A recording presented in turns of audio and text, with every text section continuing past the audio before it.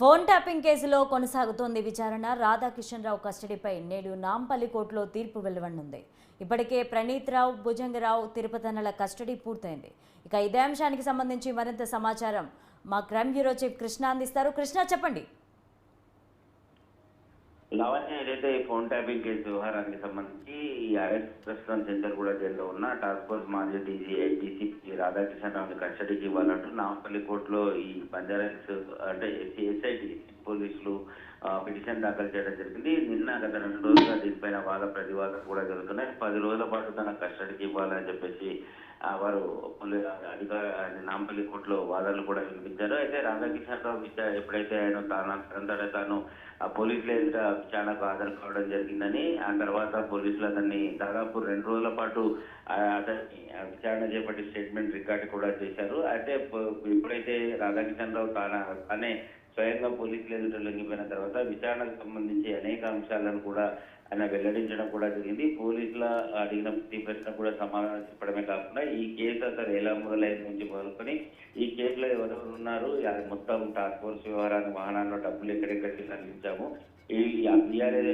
BRS పార్టీకి సంబంధించిన సుప్రీమే ఈ ఫోన్ ట్యాపింగ్ లో పాల్పడిన విషయాలన్నీ కూడా రాధాకిషన్ రావు వల్లనే ఈ రోజు పోలీసుల విచారణలో బయటపడింది. సో అన్ని విషయాలు వెల్లడించిన తర్వాత ఇంకా 10 రోజుల కస్టడీ చేయనుకంటూ రాధాకిషన్ రావుకు సంబంధించిన న్యాయ నిపుణులు అభ్యంతరాలు వ్యక్తం చేశారు.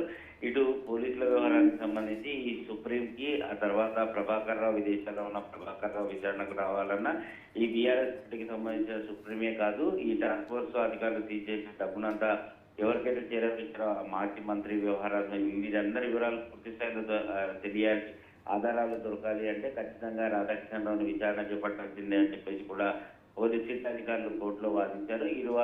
ఇరు వాదనలు విన్న కోర్టు తీర్పును రిజర్వ్ చేయడం పెట్టింది. ఈ రోజు కస్టడీకి ఇస్తుందా లేదంటే రాధాకిషన్ రావు న్యాయవాదులు చేసిన వాదనలను ఏకీభవిస్తుందా అనేది మరికొద్దిసేపట్లో తేలనుంది. ఇలా ఉంటే ఈ కేసు వ్యవహారానికి సంబంధించి రాధాకిషన్ రావు మొదటి నుంచి చెప్పుకుంటున్నారు. ఈ ఏదైతే ఇంటెలిజెన్స్ చీఫ్ గా ఉన్న ప్రభాకర్ రావు ఆదేశాల మేరకు ఒక్కొక్క డిపార్ట్మెంట్ నుంచి ఒక్కొక్కరిని ఎంపిక చేయడం కూడా జరిగింది.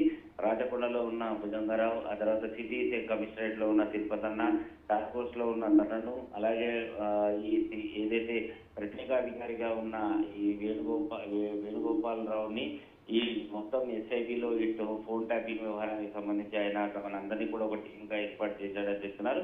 గత రాత్రి వేణుగోపాల్ రావుని పోలీసులు అది కస్టడీలోకి తీసుకొని మొత్తం బంజారాహిల్స్ పోలీస్ స్టేషన్ లో విచారించడం జరిగింది. కొద్ది నిమిషాల కిందటనే డిసిపి విజయ్ కుమార్ కూడా బంజారాహిల్స్ పోలీస్ స్టేషన్ కి చేరుకొని ఆయన విచారించి స్టేట్మెంట్ రికార్డ్ చేయడం జరుగుతోంది.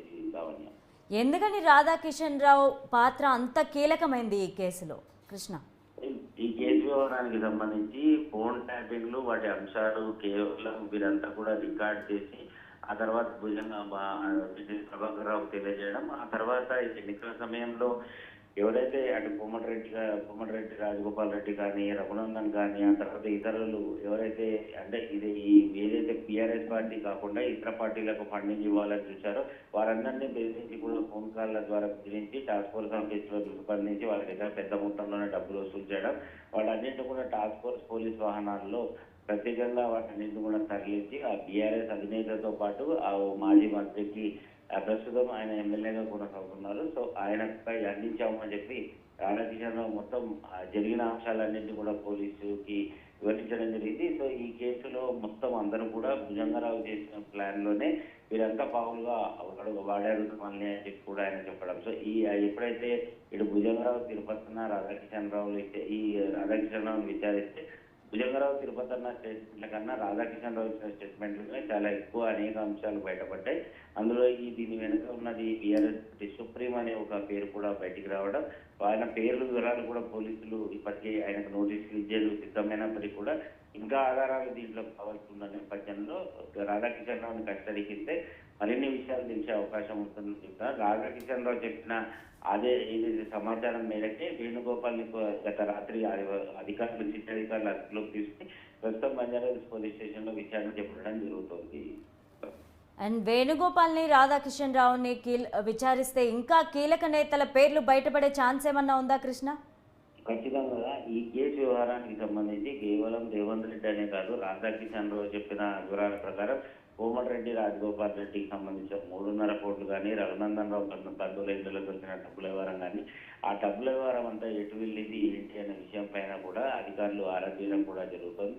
సో ఈ బీఆర్ఎస్ పార్టీకి సంబంధించిన అధినేత కానీ, ఆ డబ్బులు నొక్కేసిన ఎవరైతే మాజీ మంత్రి వ్యవహారాలు కానీ, ఇంకా ఎవరైనా వీళ్ళని ఫోన్ ట్యాపింగ్ చేయాలని, ఇంకా ఎవరైనా అప్పట్లో మంత్రులుగా ఉన్న వాళ్ళు ఏమైనా ఒత్తిడి తెచ్చారా, ఆ డబ్బుల వ్యవహారం సంబంధించి వీటన్నిటి వ్యవహారాలకు సంబంధించి కూడా అధికారులు ఒక పక్కన అధికారులు ఆరా తీస్తున్నారు. ఆ నేపథ్యంలోనే రాధాకిషన్ రావు నుంచి మరిన్ని వివరాలు తెలిసే అవకాశం ఉంటుందని చెప్తున్నారు. వేణుగోపాలరావు కూడా ఇందులో కీలకంగా వ్యవహరించాడు కాబట్టి ప్రస్తుతం వేణుగోపాల్ పోలీసు అదుపులో ఉన్నారు కాబట్టి ఆయన నుంచి కూడా మరిన్ని విషయాలు వచ్చే అవకాశాలు ఉంటాయని పోలీసులు భావిస్తున్నారు.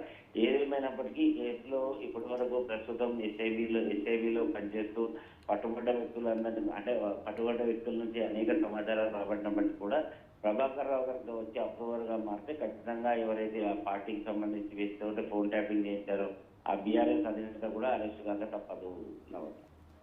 Right, thank you Krishna.